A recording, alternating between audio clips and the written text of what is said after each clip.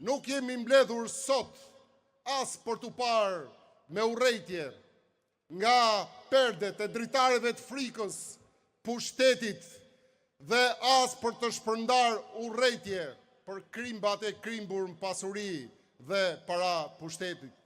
Dashur miq, ne jemi këtu sepse ne vlerësojmë jetën, ne jemi këtu se na ka thirrur dashuria e familjes, ne jemi këtu se na ka thirrur adhurimi për Zotin dhe kombin, ne jemi këtu se na ka thirrur dinjiteti ynë, ne jemi këtu se na ka thirrur rezistenca, shpirti dhe zemra opozitare, ndërgjegja qytetare, etja për të vërtetën.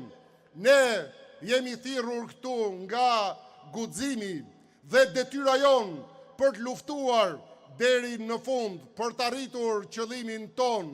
Ne jemi këtu sepse Shqipëria jon nuk e duron më faktin të drejtohet nga një njeri i cili e ka kthyer shtetin në pron private dhe pron të bandave të krimit të organizuar, që e ka kthyer qeverinë në klub të mbyllur qefi dhe aengu, dhe që tallet çdo ditë me fatet e shqiptarëve. Dashur protestues, kjo ndërtesa që kemi në krah nuk është kryeministria e shtetit. Jo, kjo është kuplaraja e pushtetit. Dhe pas atyre blindave që duhet i shembim me çdo kusht, nuk është pushteti. Aty është mbërthyer frika e pushtetit. Dhe ne duhet ta shembim këtë pushtet. Dhe aty nuk është vendi i qeverisë, jo është vendi i ajnisë, i qenerisë, që kafshon pasuritë dhe parat e shqiptarëve, dhe shëmbja e tyre është detyrë para historisë, është detyrë para vendit, është detyrë para gjithë qytetarëve dhe para të gjithë shqiptarëve. Prandaj jemi sot këtu me një numër kaq të madh protestuesish për të shprehur këtë revolt dhe këtë zemërim.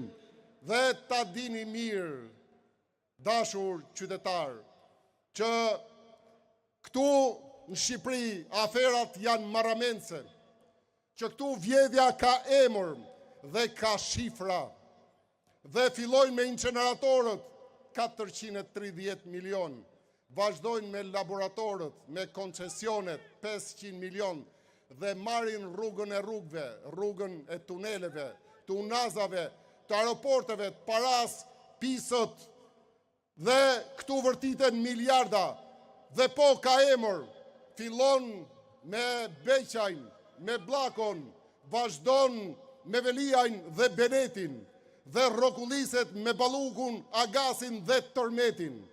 Dhe nuk mbaron as me Akshin dhe as me Smart Cityn. Por ama, në gjithë këte përmbledhje, ka një emër që i bashkon në unitetin parti-shtet, është ai, klouni ynë modern i shtetit ton arkaik, është ai hajduti i 14 miliard eurove, është Edi Rama, i cili pak për neglizhencën ton politike, pak për humorin me cilën merren batutat e tij që në fakt shpërndajnë vetëm urrejtje, pak nga verbëria me dashje ndërkombëtarëve, më shumti nga krimi organizuar dhe nga grabitja e zgjedhjeve, e ktheu ditë pas dite Republikën e Shqipërisë në Republikën e korrupsionit. Dhe çdo ditë i zhvati, i zhveshi pasuri, toka, det, njerëz, familje kësaj republike, dhe ky njeri i ka helmuar jetën, i ka helmuar tokën, i ka helmuar fatin njerëzve më vital të planetit, dhe në fund kërkon që ata ose të rrinë eshtje, ose të largohen nga ky vend. Ka 13 vite që i ka marrë peng, ka marrë peng rinin e këtij vendi, cilën e detyron që të mallkoj ditën që ka lindur në Shqipëri dhe të largohet nga sytë këmbët. Ka marrë peng fermerët, të cilët me sytë nga qelli mallkojnë punën dhe produktin e tyre. Ka marrë peng bizneset, ka marrë peng pensionistët, ka marrë peng mjekët arsimtarët, ka marrë peng qytetarët dhe ta dini mirë, dashur miq, kur përmendet emri i këtij njeriu, edhe alfabeti i shenjtë bëhet pis me këtë emër, sepse ky njeri vazhdon ndërton kate fasadash, kate luksi dhe pasuri, ndërsa shqiptarët ndërtojnë kate borxhi, kate mjerimi dhe kate varfëri. Sepse ky njeri dhe eskorta e tij, ndërsa numërojnë milionat dhe qindrat e apartamenteve dhe të pasurisë, shqiptarët e shkretu mbahet fryma tek numërojnë 100 darkat e fundit në xhepin e tyre. Ndërsa ky tallet dhe gajaset me fatin e tyre, shqiptarët ofshajnë për fatin e fëmijëve dhe të afërmeve tyre që janë larguar. Por ky është Edi Rama, ky është armiku i shqiptarëve.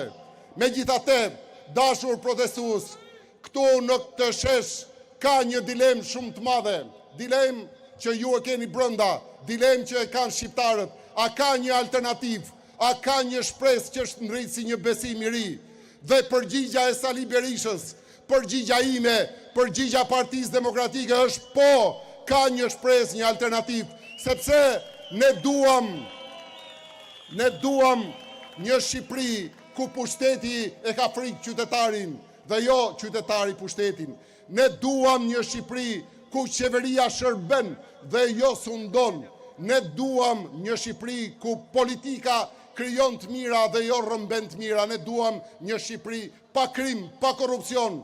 Ne duam së bashku një Shqipëri të drejtë. Dhe këtu ka dhe një pyetje tjetër. Pse jemi këtu të gjithë ne? Pse kaq shumë në numër? Pse kaq shumë na ndjekin të gjithë shqiptarët kudo ku janë? Dhe unë e di përgjigjen tuaj. Po, këtu jemi për të fituar dhe unë jam i bindur. Por, dashur miq, mos kemi iluzione. Fitoria jon nuk vjen as nga qielli, as nga Zoti, i cilit i ulemi në gjunjë dhe falenderojmë për madhështinë dhe dashurinë njerëzore. Fitoria jon nuk vjen as vetëm nga ndërkombëtarët, miqtë tanë ndërkombëtar, europian apo amerikan, cilët i falenderojmë për mbështetjen dhe për krajen. Fitoria jon nuk vjen as nga drejtësia hibride, cilës ne i kërkojmë të hapë syt para padrejtësisë dhe të mbyll veshët para presionit dhe kapjes politike që i ka bërë Ramës. Fitoria jon, dashur miq, vjen nga rezistenca jon, vjen nga këmbgulja jon, nga qëndrimi ynë këtu në shesh, nga lufta jon dhe qëllimi i kësaj lufte për ta çuar atë deri në fund. Historia ndryshohet jo nga njerëzit që presin, historia ndryshohet nga njerëzit që luftojnë dhe veprojnë. Fitore, Zoti ju bekoft, Zoti e bekoft Shqipërinë.